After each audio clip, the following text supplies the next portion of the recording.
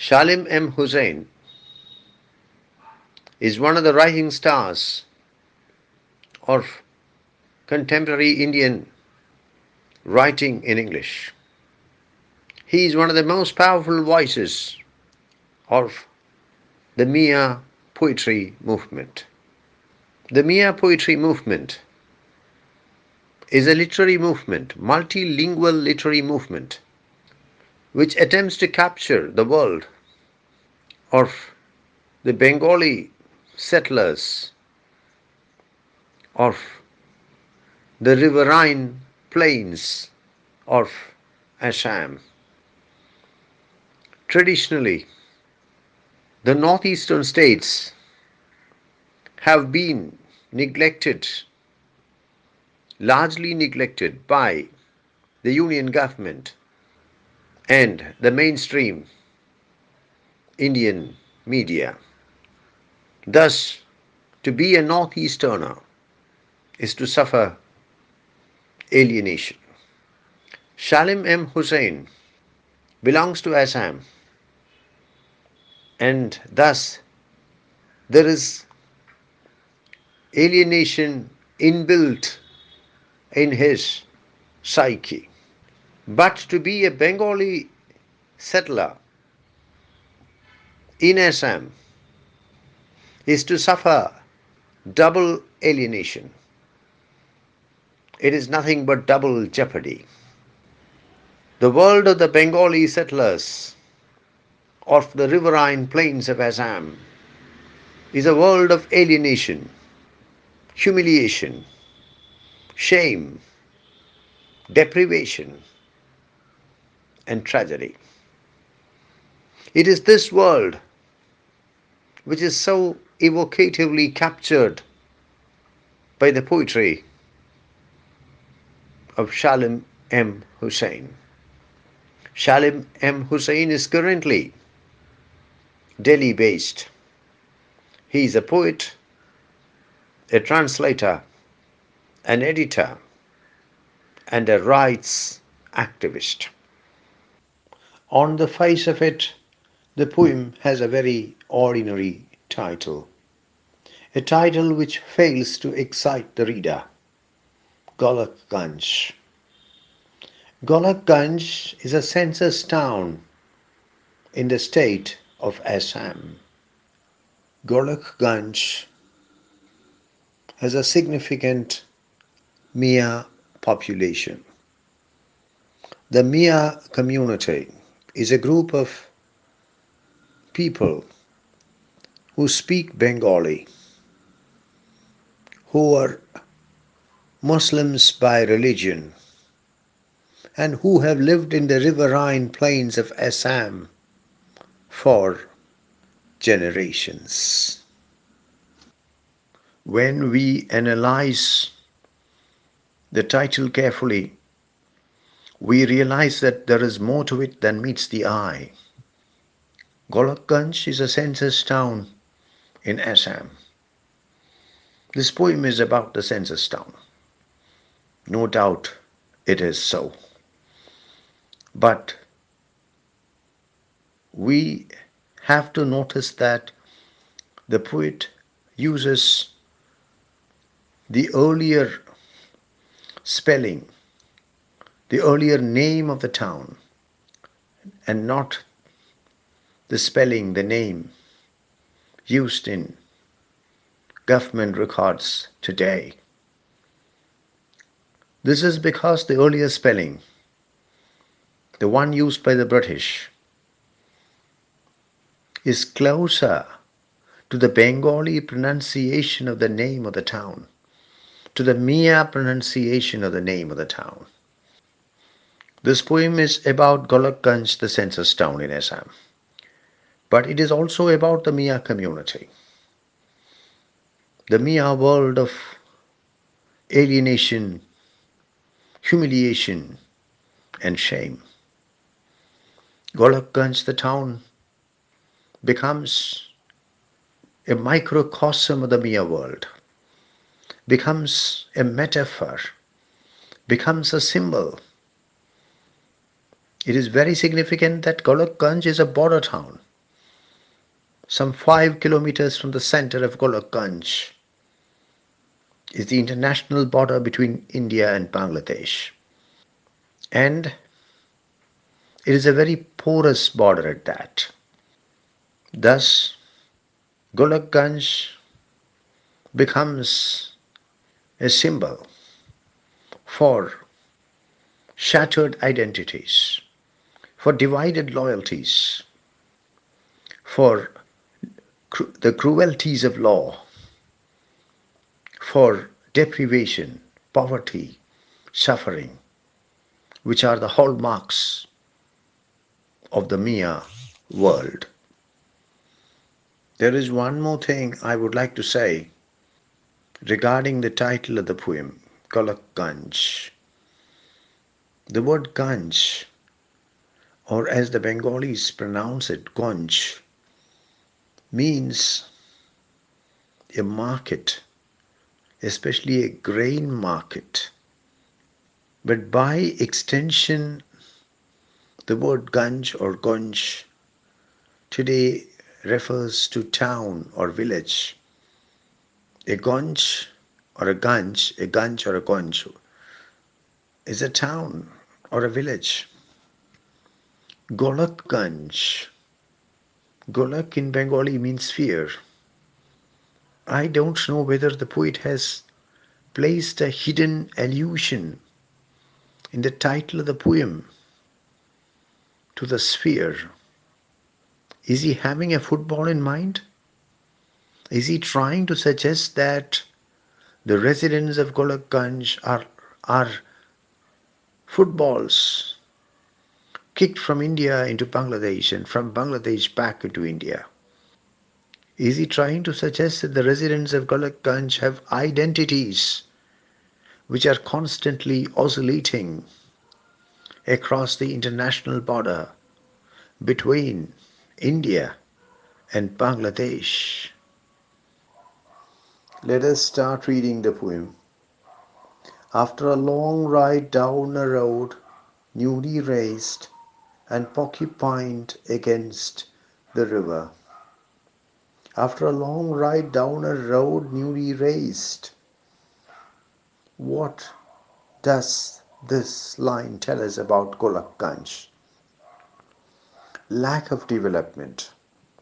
Even while the rest of India has moved forward in the matter of development, the Northeast in general and the border areas of Assam in particular, as exemplified by Golluckgonj, have not seen any development for decades and centuries.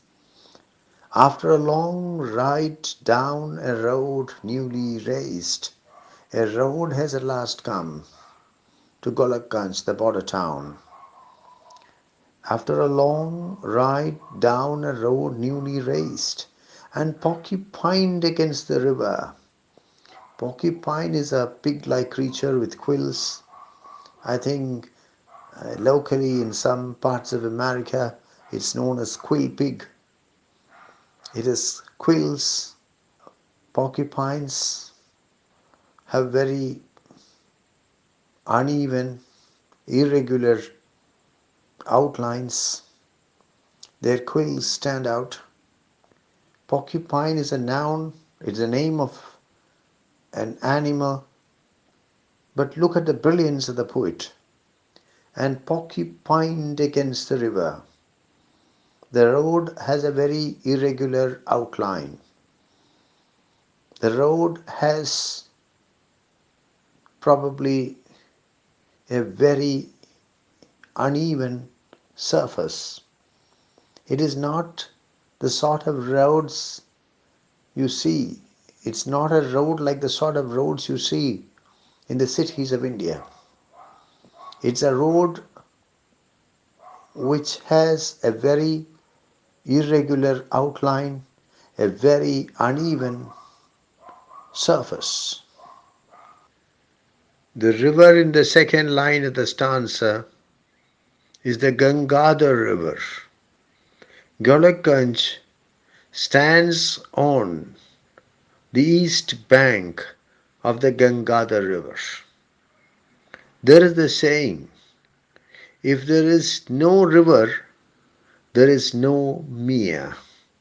This is because the Miyah community consists of members who almost exclusively live in the riverine plains of Assam.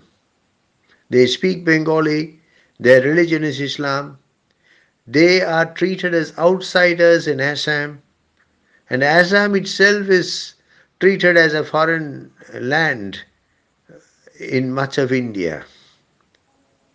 We unload our cameras on a rice field, half India, half immigrant. I have already said that Golluckgonj is a border town, that Bangladesh is hardly 5 kilometers away from the heart of the town.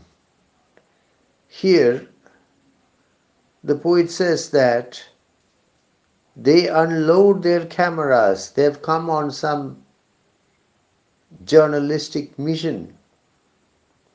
They have come on a mission to document something, to record something, to photograph something, to videograph something. We don't know what that something is. We unload our cameras on a rice field. I've already observed that the members of the Miyah community are closely associated with the cultivation of rice in the riverine basins of Assam. On a rice field, half India and half immigrant. A very interesting description. What does the speaker say about the rice field? Half India, half immigrant. This is a rather complex description, and this is a description which cannot be easily explained. It can mean that half the field is owned by somebody from India and half the field is owned by an immigrant. Immigrant in this context is very clearly somebody who immigrates from across the border, that is from Bangladesh. In this place, there is a lot of immigration taking place. And some may say that it is illegal immigration. And the immigrants are illegal immigrants who have to be sent back. That is their perspective. But as far as the field is concerned, it is half India and half immigrant. It can mean that the field is owned jointly by somebody from India and somebody from Bangladesh, or somebody who has come from Bangladesh. Or does the poet suggest that, the speaker suggests that the international border actually passes through the field? In that case, we must see some barbed wire there. There is no barbed wire. But still, for all practical purposes, the international border passes through the middle of the field. Half of it is India and half of it is Bangladesh. This explanation is not supported, I repeat, not supported by certain things which are said later in the poem. But still, this can be one explanation. Be that as it may, Golluckgonj is a place where you can easily run into immigrants from Bangladesh. The town itself is half India, half immigrant. Plenty of immigrants in Golluckgonj, not just the rice field. I think the rice field becomes a metaphor for the town itself. And of the town itself, we can, if we are honest, say that it is half India, half immigrant. Every other person you come across in Golluckgonj has come from across the border, has come from Bangladesh. It's 2 weeks past the 26th of January. What is the significance of the 26th of January? In India, the Republic Day is celebrated on the 26th of January. The two most important days in the calendar of the government of India are August the 15th, Independence Day, and January the 26th, Republic Day. The Republic Day was celebrated for the first time on January the 26th, 1950, when India was formally declared a republic and the Constitution of India came into force. Until then, India had a Governor General, and the head of state was the British King, King George VI. And I think India was being governed by the Government of India Act 1935, but that was replaced by the Constitution of India on January the 26th, 1950.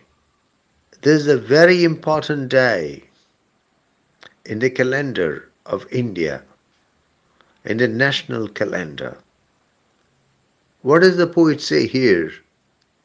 It's 2 weeks past the 26th of January. 26th of January has passed. In fact, 2 weeks have passed since then. And the stanza comes to an end. The second stanza has been provided with a rather shocking beginning. And they are celebrating, and they are celebrating. We should read the last line of the first stanza and then try to understand the first line of the second stanza. It is 2 weeks past the 26th of January. That is the last line of the first stanza. And this is how the second stanza begins. And they are celebrating. And they are celebrating. How funny, how strange, how weird. The Republic Day is being celebrated not on January the 26th as it should be, but 2 weeks later. And there is an explanation for it. This is the explanation. The explanation is embedded in the next two lines. The rain came first, and let me tell you, it was cold, cold. We had to postpone the Republic. It was raining quite heavily. It was very cold, and we could not do anything about the Republic Day. We decided to postpone the Republic. The rain came first, and let me tell you, it was cold, cold. We had to postpone the Republic. What can you understand from this? That this part of India is not fully integrated into the country on the various planes, on the political plane, on the psychological plane, on the sociological plane.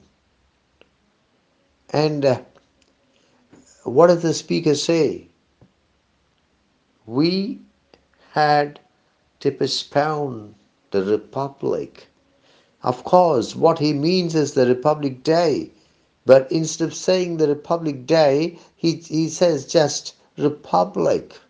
It is as if the Republic of India has not yet taken roots in Golluckgonj. Golluckgonj is very much part of India in a technical sense, in a political sense, but it is not fully integrated into the nation. and psychologically, sociologically, philosophically, ideologically, politically, Golluckgonj is yet to be merged into the Republic of India.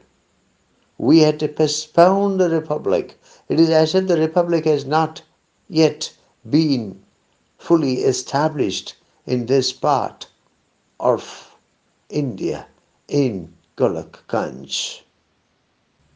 It's a fact that January is a very cold month in Golluckgonj. The temperature can drop as low as 11 degrees. Usually it doesn't rain much in January, but if it does, it can get very cold. The poem speaks of a year in which it rained heavily. That's rather unusual, but it rained heavily in January in Golluckgonj.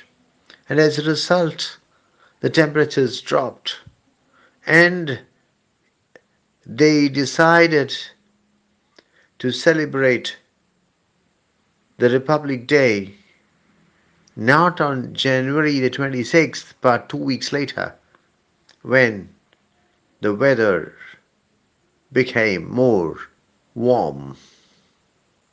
His lungi is muddy, his ganji crusted with sweat.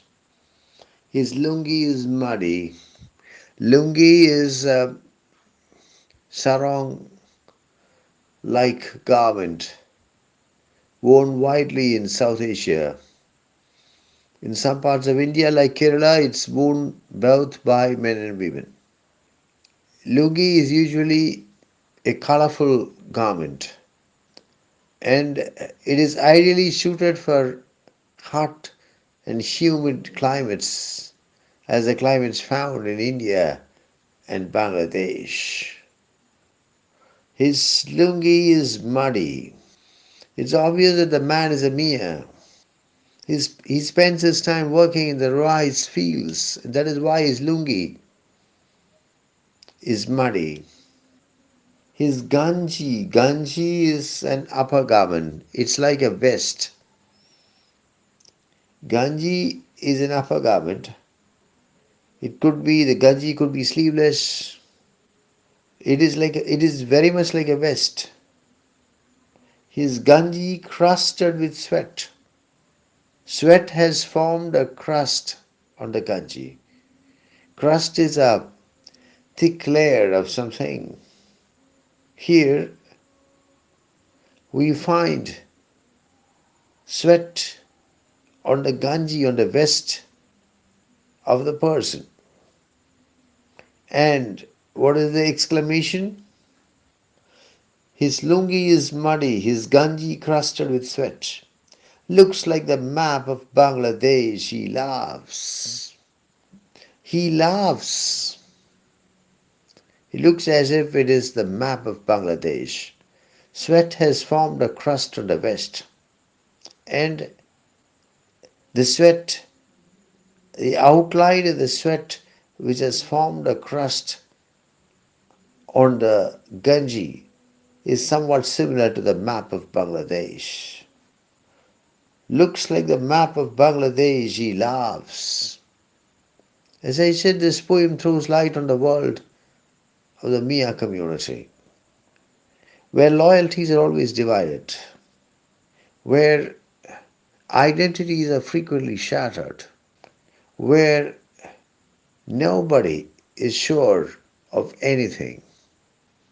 It has to be admitted that the lines sensitively explore the complex situation in which the Miyah community is placed.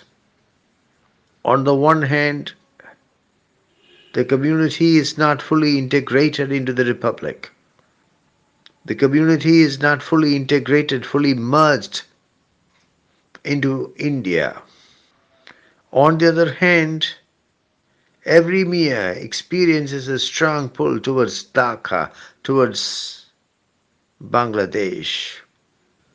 Look at the problem. Simultaneously, the members of the Miyah community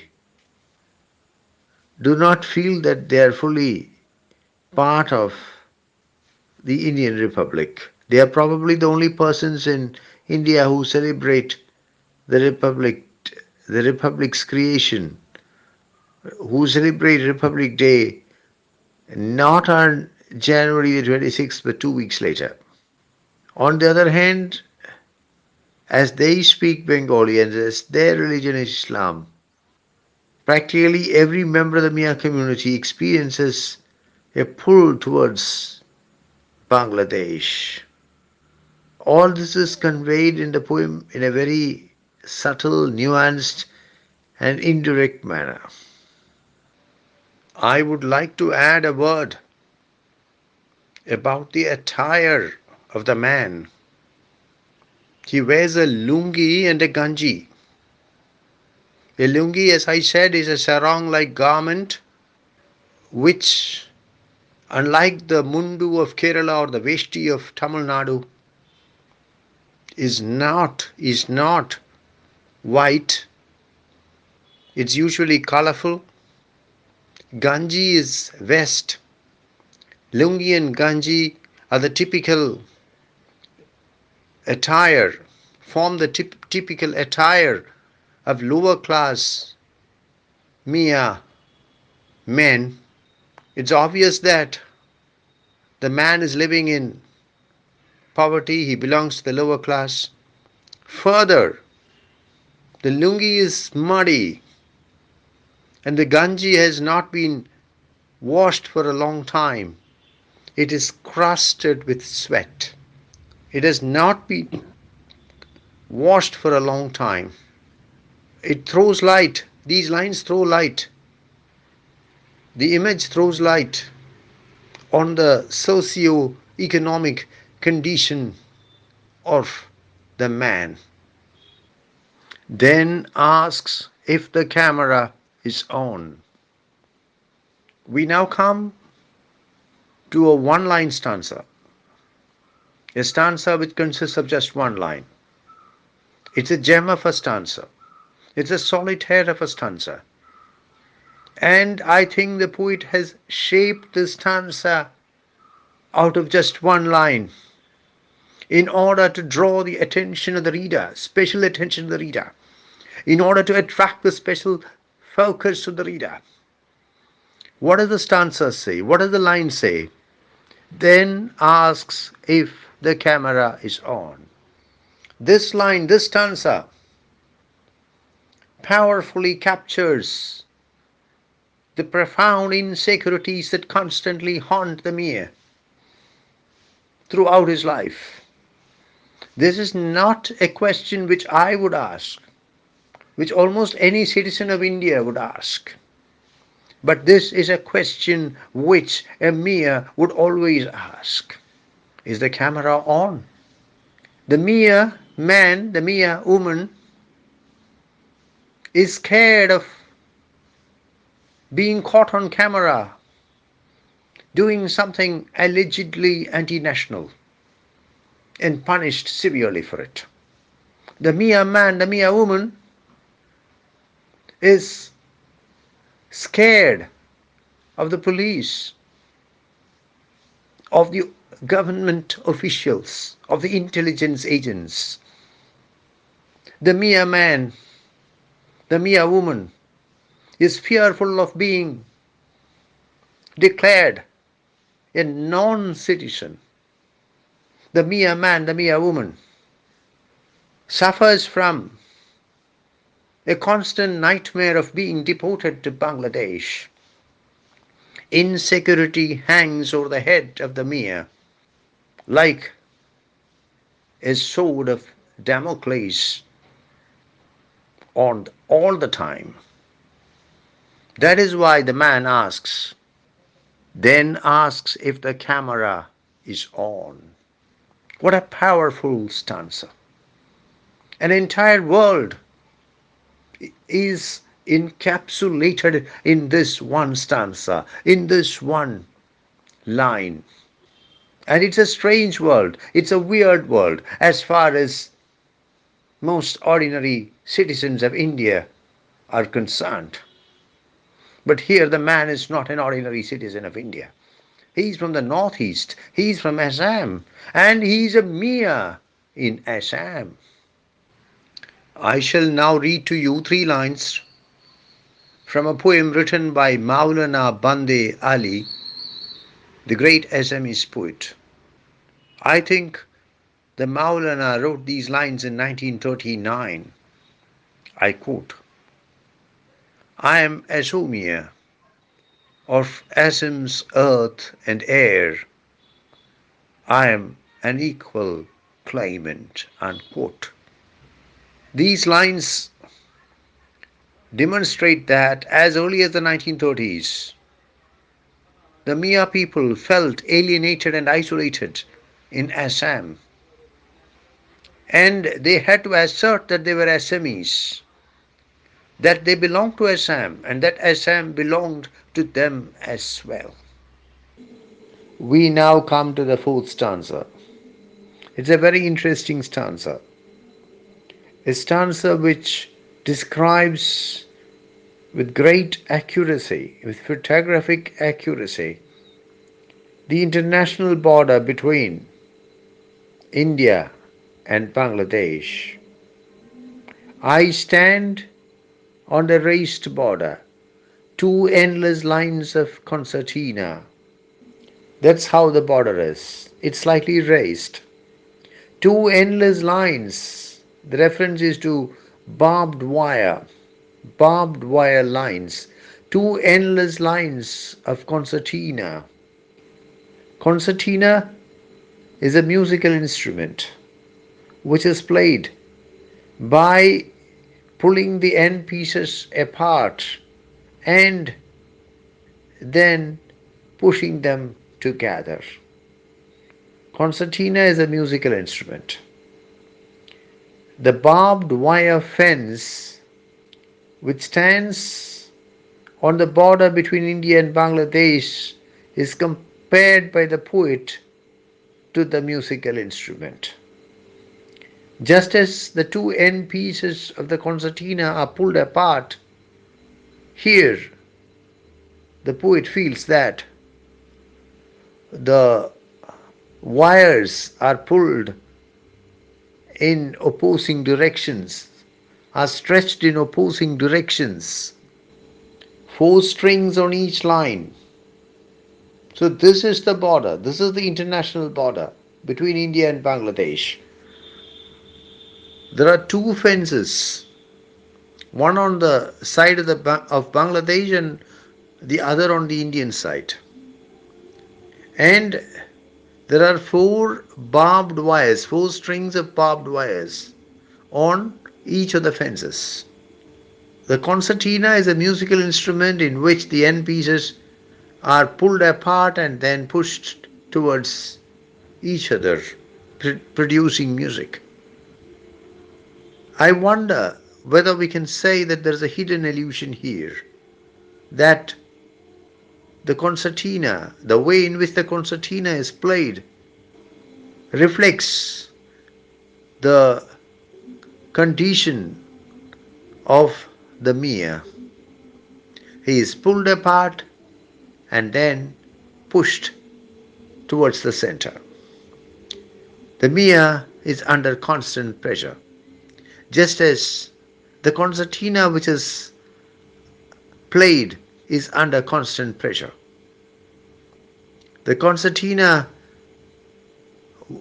the functioning of the concertina captures the condition of the Miyah. The space in between is heaped with more coiled wire. I think that the stanza contains a very detailed and accurate picture of the state of the border between the two countries, India and Bangladesh. There are two fences of barbed wire. On each fence there are 4 strings, and in the space between the two fences there is more coiled wire. The poet wonders whether they are, these wires are electrified, whether it is electrified, but he does not ask the question. The picture we get here is of a border which is fenced in a very shoddy manner, a shoddily fenced border, a border where the fencing is not strong, effective, not well maintained, a border where the security is very lax. It's not a strictly guarded border. On the whole, the impression that we get is that the border, the international border between India and Bangladesh, is a porous border. A porous border. No doubt immigrants flow into India from Bangladesh on a constant basis. It is to be considered that Assam has a humongous illegal immigrant problem. This being the condition of the international border, what else can we expect? According to some estimates, the number of illegal immigrants in Assam is 2 million. But there are also estimates which say that the number of illegal immigrants in Assam is as high as 20 million. And this does not include the illegal immigrants who came into Assam before December 1971. All those immigrants, illegal immigrants who came into Assam before, I think the date is 24th of December, December the 24th, 1971, have been given citizenship. And it is only after December 1971 that an illegal immigrant is identified as an illegal immigrant. And we have 2 million or even 20 million illegal immigrants in Assam. It would be fruitful to bring into conjunction with the poem under discussion the poem titled The Border, a double sonnet by Alberto Rios, poet laureate of Arizona. Alberto Rios' poem is about the border between Arizona, or rather the United States, and Mexico, and how that border is viewed, understood, and used by the people living in the border area. The lines that follow reinforce the ideas presented in the preceding lines. The border is guarded by a lone policeman, the border policeman. On his bicycle, he is not given a jeep, he is not even given a motorbike, he is given a bicycle. The border policeman on his bicycle stops, eats his lunch on the grass. How ill equipped the security system is to protect the international border between India and Bangladesh. He has never cycled across the lines. The border policeman is in India, he has always lived in India, he has never crossed the border. He does not know about the world across the border. Thus, the ideas in the preceding lines are strengthened in the current lines. The border is given very poor security. There is only one policeman. He is given a motorbike, he is given a bicycle, not even a motorbike, and certainly not a jeep. He eats his lunch on the grass. He has never cycled across the lines. The poet further strengthens the sense of division between the two countries. how the two countries exist in two parallel worlds, and how even a border policeman who spends all his life, almost all his life, at least all his working life, on the international border between India and Bangladesh has never ventured into Bangladesh. Thus, for some people in India, Bangladesh is a world which they have never accessed, they have never ventured into, despite being a world just across a couple of barbed wire fences.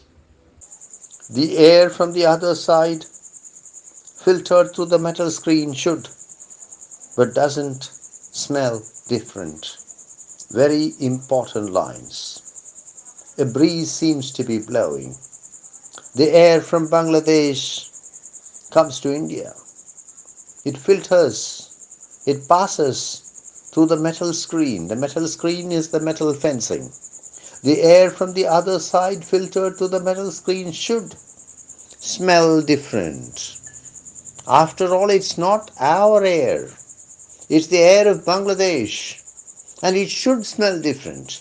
That is what the poet expects. That is what all of us expect. But what is the reality? But doesn't smell different. Should but doesn't smell different. Very powerful lines, very eloquent lines. What is the poet trying to convey? All borders, whether whether within the nation or whether international or whether private, all borders are the expressions of selfishness, stupidity, narrow-mindedness. The fact is that the globe is one, the earth is one, the air is one, the sky is one, and all these borders are man-made. They are meaningless. They are only expressions of the selfishness, the stupidity, the narrow-mindedness of humanity, of human beings.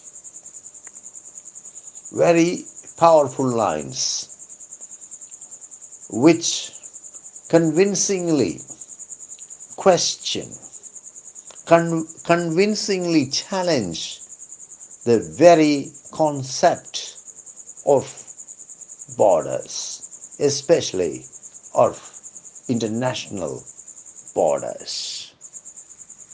I would like to juxtapose with these lines the opening line of the famous poem The Border, a Double Sonnet by Alberto Rios. I quote, "The border is a line that birds cannot see." Unquote.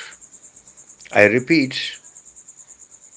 the border is a line that birds cannot see.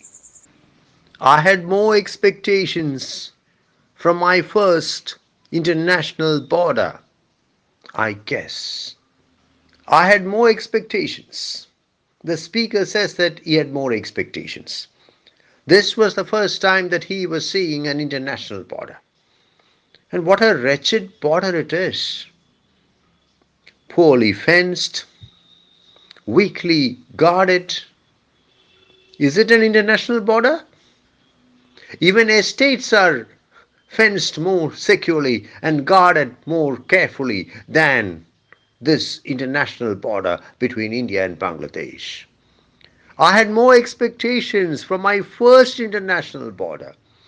This was the first time the speaker was seeing an international border, and he was very badly let down.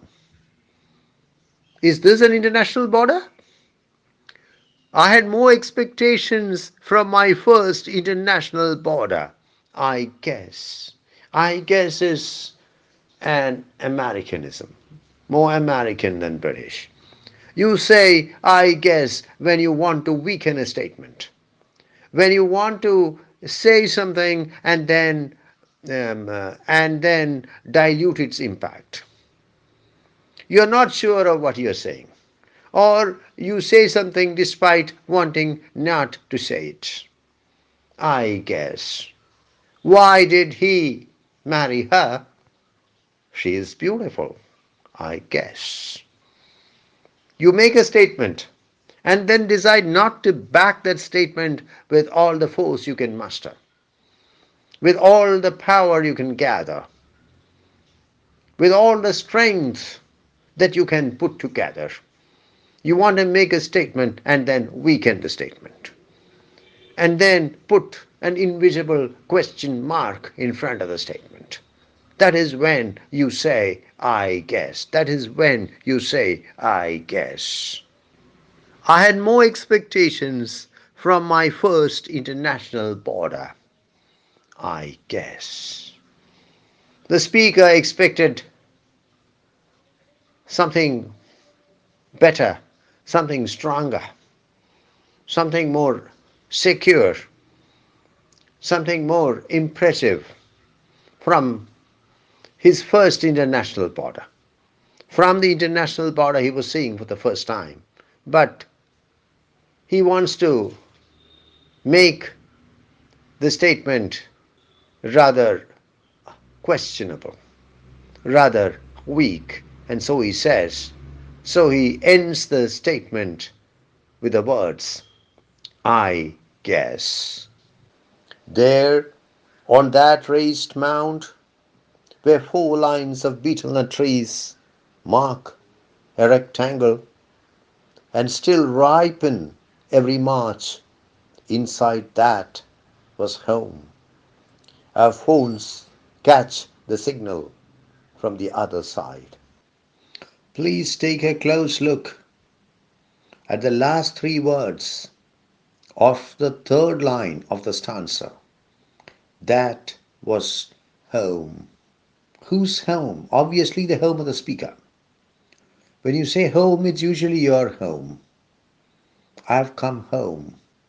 I'm overwhelmed by a sense of nostalgia, thinking of home. I long for home. It's always your own home. When the speaker says that was home, it's a reference to his home. That was home, not that is home, which means that the home is no longer his home. The reference probably is to his ancestral home, the home where he had once lived. So the entire stanza can be read, can be interpreted as a description of the ancestral home of the speaker. There, on that raised mound, mound is an area which is higher than the surface around it. Here, this particular area is slightly raised, slightly higher than the surface around it. There, on that raised mound, where four lines of betel-nut trees mark a rectangle, we have a small grove of betel-nut trees. Betel-nut is areca nut. Betel-nut or areca nut is widely used in South Asia, in India, in Bangladesh, as a stimulant. Where four lines of betel-nut trees mark a rectangle and still ripen every March. March is the season when the betel-nut ripens. Inside that was home. So the speaker now returns to his ancestral home. That is no longer his home. That was home. Our phones catch the signal from the other side. The other side is Bangladesh. How close the ancestral home of the speaker is to the border. So close that the phones start catching the signal from the Bangladeshi side. I would like to work out a comparison and more of a contrast between the lines of beetle-nut trees forming a rectangle here and the lines met with earlier in the poem. I think it's in the fourth stanza. Here we have lines of beetle-nut trees forming a rectangle. A small beetle-nut, small arecanut grow. In the fourth stanza, we had lines, two endless lines of concertina, four strings in each line, coiled wire between the two lines of fencing. The lines here are the lines created by nature. They are beautiful. They are useful. They produce betel nut. The lines in the fourth stanza are man-made lines.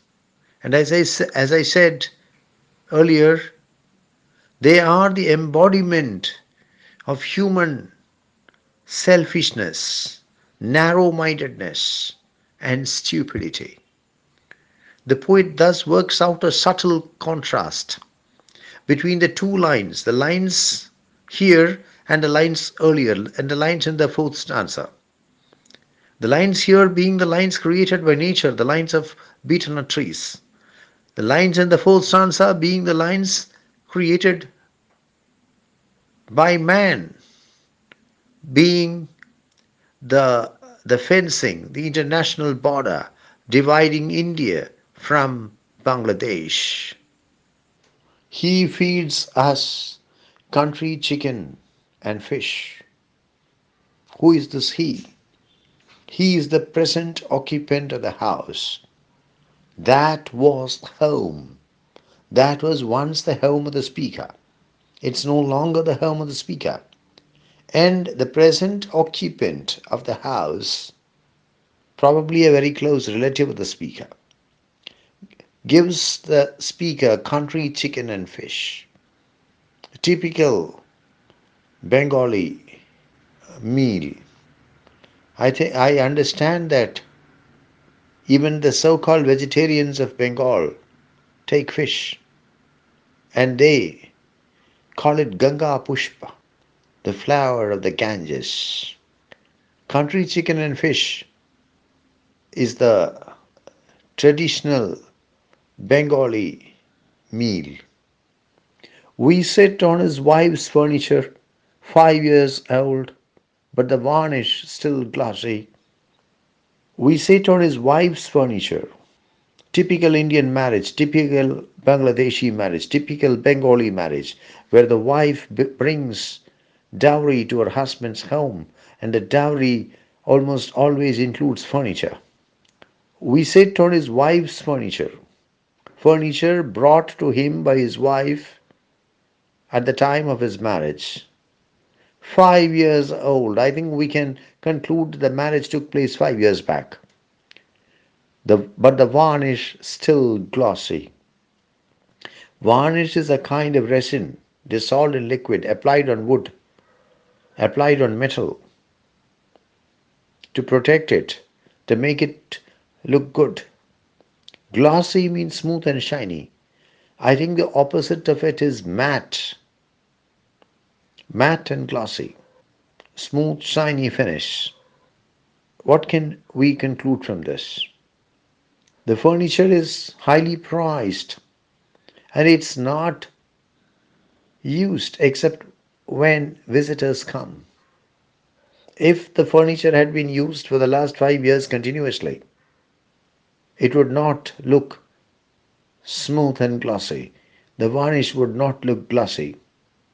Through very deft and subtle strokes, the poet reveals the real picture of the life of the person occupying the ancestral home of the speaker.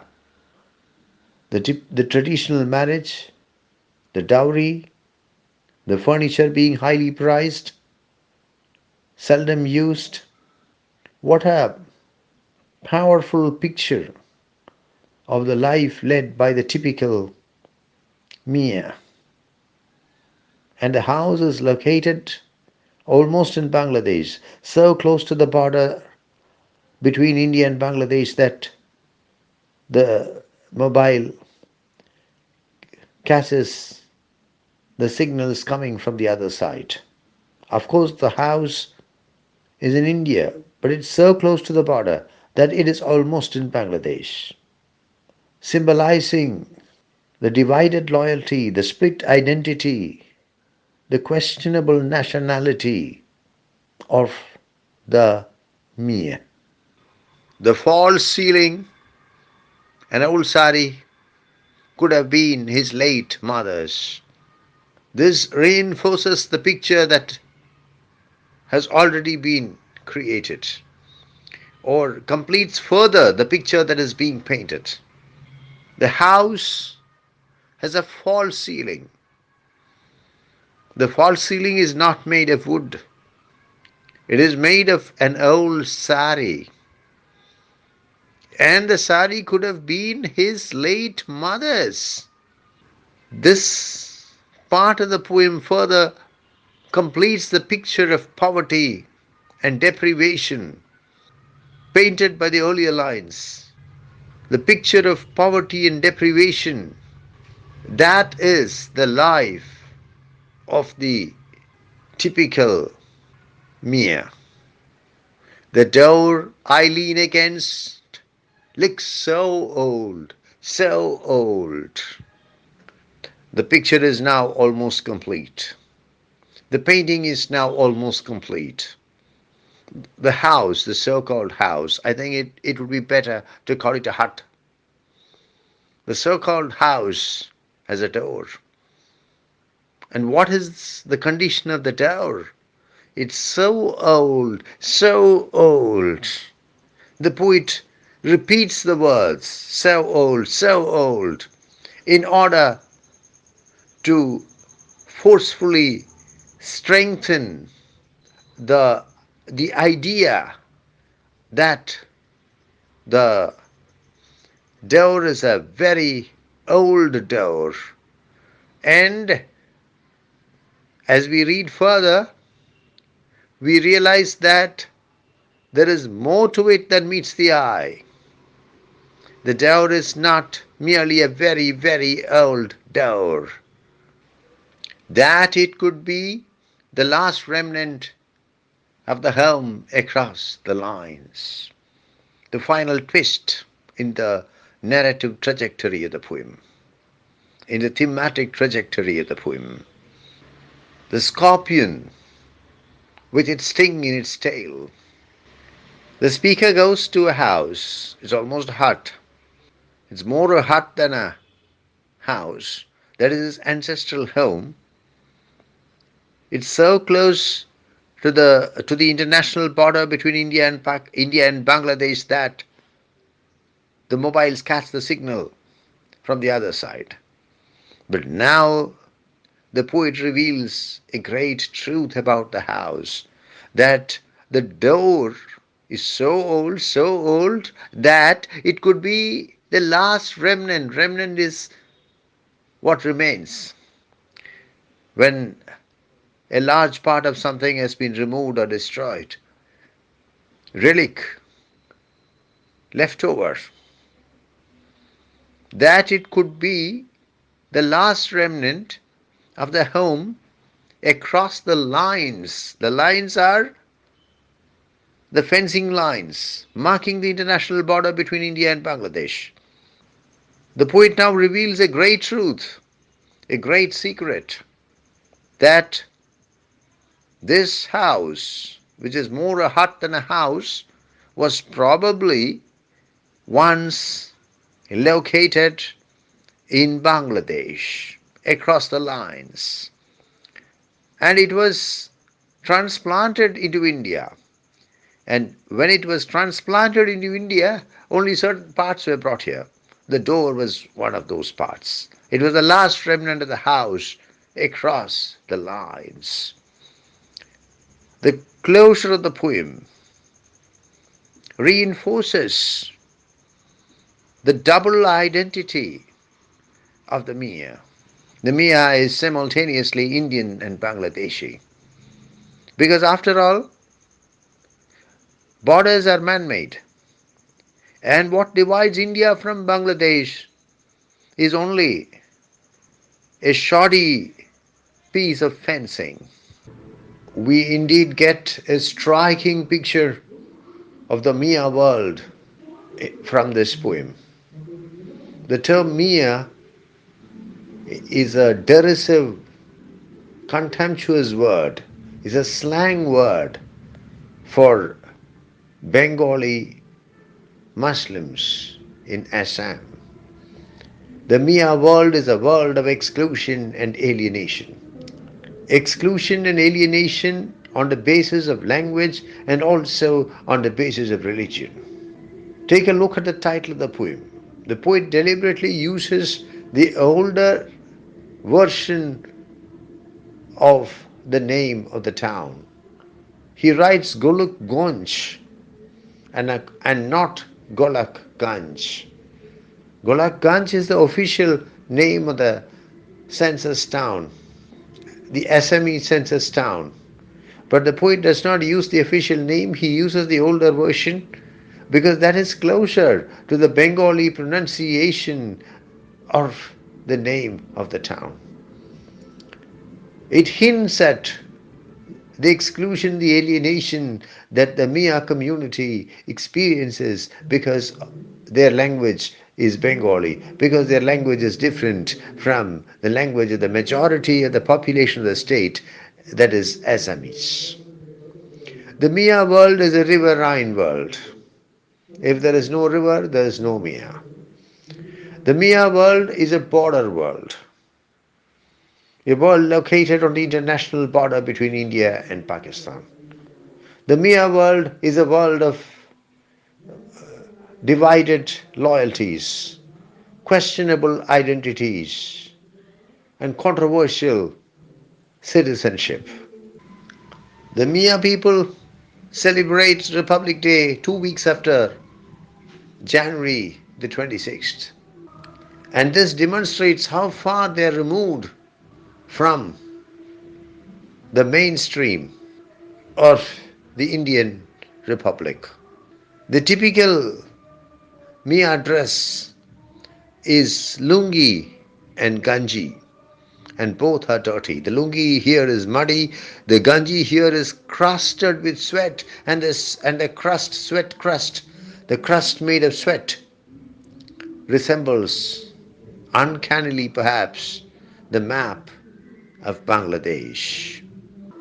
Thus, the typical Miyah feels a sort of affinity towards the neighboring country of Bangladesh. He wears Bangladesh on himself in the form of the crust made of sweat on his ganji or vest. The air from across the border, the air from across the metal screen, should smell different, but it doesn't. The Miyah realizes that there is no fundamental difference between the air of India and the air of Bangladesh. He is acutely conscious of the fact that the border is man-made and is only an expression of human narrow-mindedness, selfishness, and stupidity. The typical Miyah lives in a pathetic hut. That is what he calls his home, in a very small Arakanat grove. He lives a life of poverty, deprivation, humiliation, and shame. At the end of the poem, we realize that the Miyah has his roots across the border. In fact, as the detractors of the Miyah community allege, many Miyah community members have indeed come from across the border, have indeed come from Bangladesh. Golluckgonj is a very successful free verse poem. Free verse or verse liber became the rage in English poetry with the publication of The Wasteland by T.S. Eliot in 1922. Usually, verse libre is differentiated from traditional verse by the lack of meter, rhyme, and stanzaic pattern. Golluckgonj does not follow any metrical pattern. There is no meter. It does not have a rhyme scheme. It does not have a stanzaic pattern. Some stanzas are just one line long, for example, the third stanza. At the same time, the second stanza is 4 lines long. Even the linear length is not regular. Some lines are quite long, while other lines are not so long. The diction is simple and everyday. The tone is conversational and not musical. However, the poem follows the earlier free verse tradition of capitalizing the first letter of the first word of every line. The first letter of the first word of every line is capitalized. That's the methodology followed by Eliot in The Wasteland, for example. But of late, poets have refused to follow this tradition. The figures of speech are all those which are in sync with the free verse nature of the poem. On the whole, Golluckgonj is a strikingly successful poem in verse libre. Enjambment is the movement of meaning and momentum beyond the end of a line or beyond the end of a stanza. Enjambment is when one line steps into the next line or one stanza steps into the next stanza. In this poem, the poet repeatedly makes use of enjambment. I shall point out one or two or three, perhaps three, of the most forceful exemplifications of this figure of speech in this poem. Take the second stanza. Second stanza, third last line. His ganji crusted with sweat. Sweat forms part of the last line. But his ganji crusted with is in the second last line. His ganji crusted with sweat. Or take the fourth stanza. The second line and the third line. The space in between, that is the second line. Heaped with more coiled wire, that's the third line. The fourth stanza, second line, there is no pause at the end of the second line, the space in between. Heaped with more coiled wire is the third line. Take a close look at the ending of the poem, the second last line. So old that it could be, and the last line, the last remnant of the home across the lines. There is no pause at the end of the second last line. So old that it could be the last remnant. The last remnant is the beginning of the last line. The last remnant of the home across the lines. A very powerful exemplification of the use of enjambment. In some ways, caesura is the opposite of enjambment. Caesura is a pause in the middle of a line.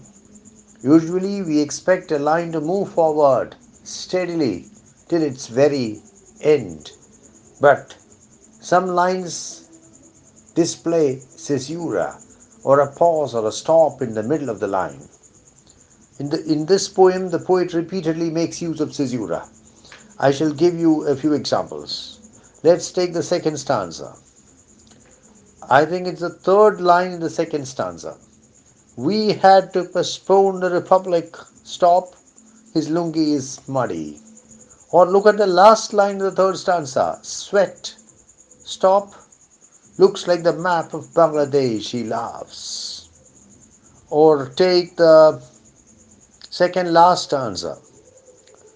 The third line of the second last stanza, the second line of the second last line of the second last stanza.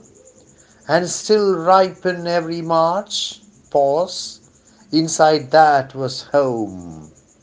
And still ripen every March, pause, inside that was home. Or take the first line of the last stanza. He feeds his country chicken and fish. Stop. We sit on his wife's furniture. I think I've given you enough examples. Anaphora is the figure of speech in which a word or a phrase is repeated for effect.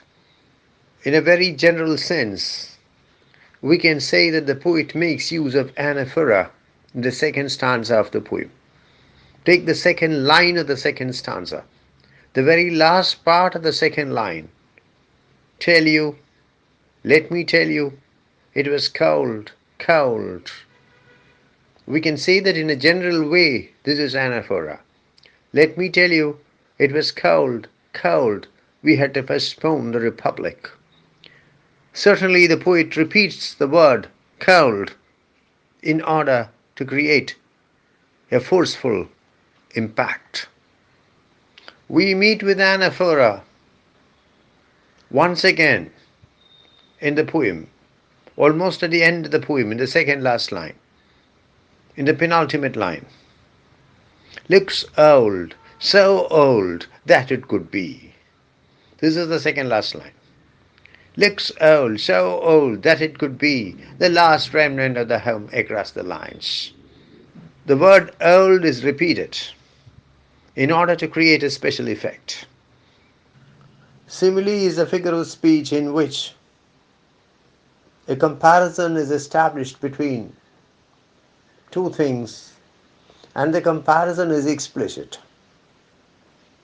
It is stated, not implied.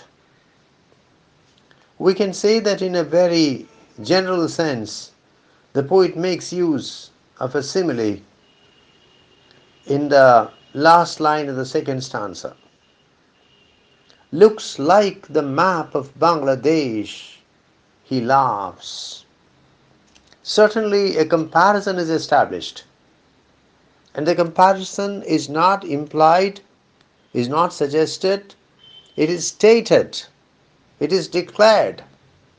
And the comparison is between the map of Bangladesh on the one hand and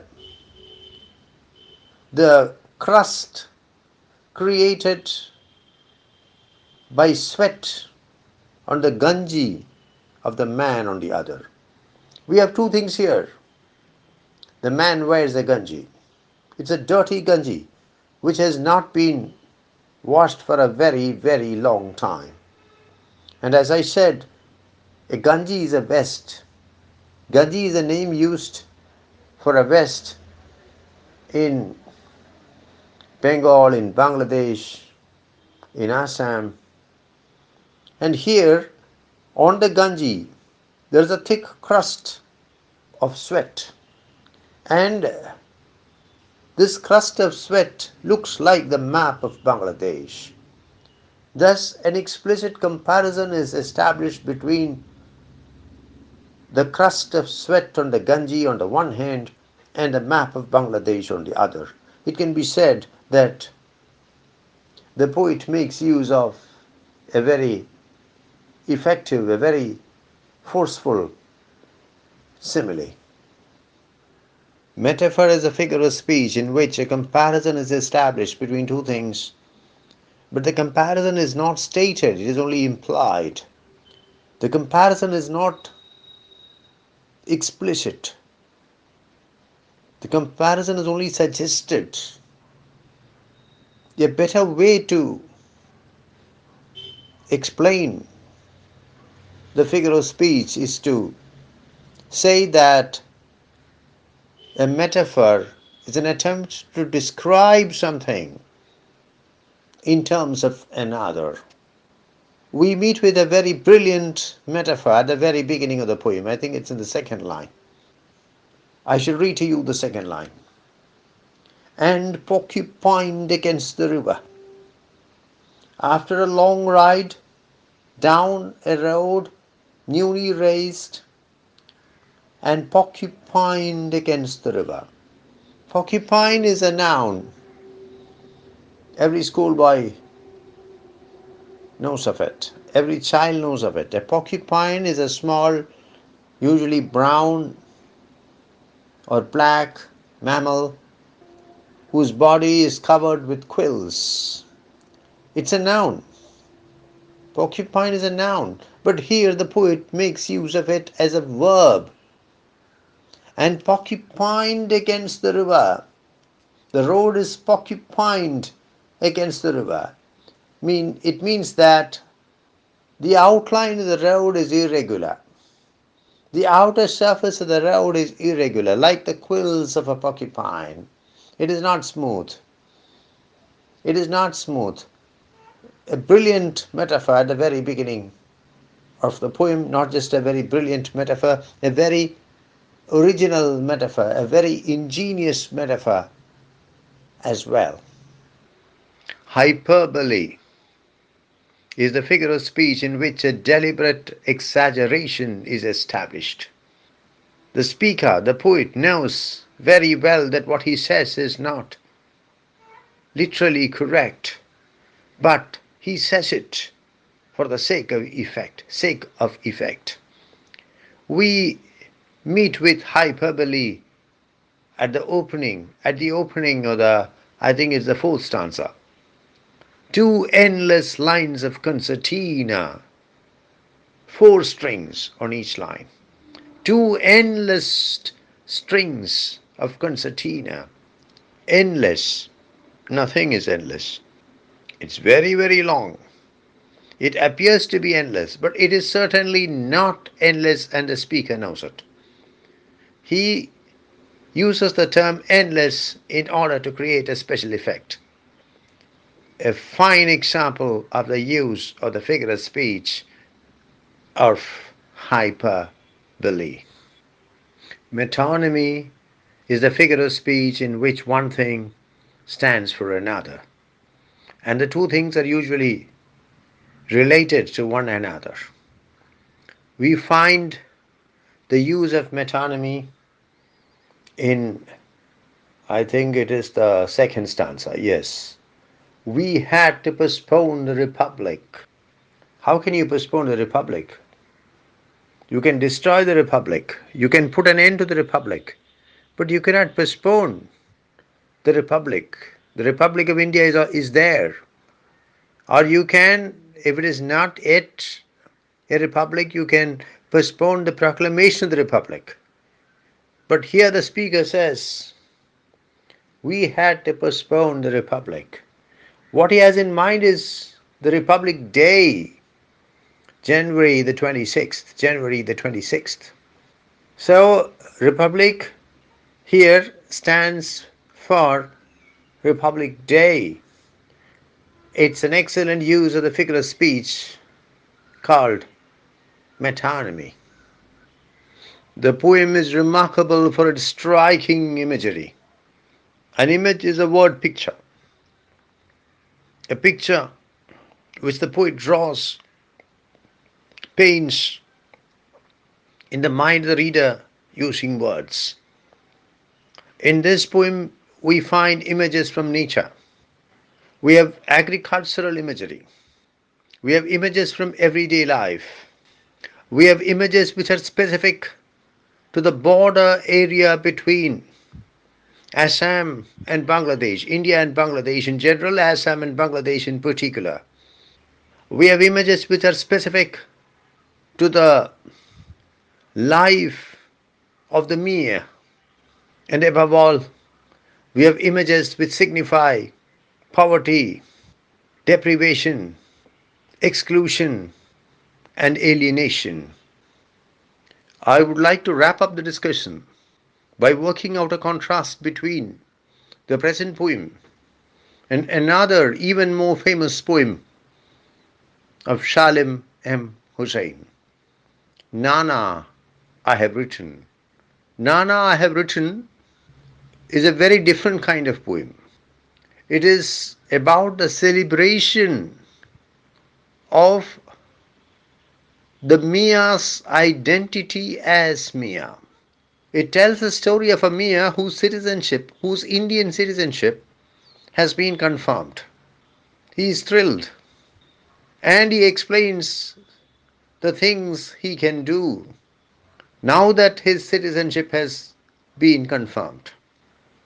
The closure of the poem reads thus, I quote, I am Miyah, I am proud, unquote.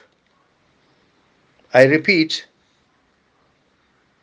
I am Miyah, I am proud, unquote.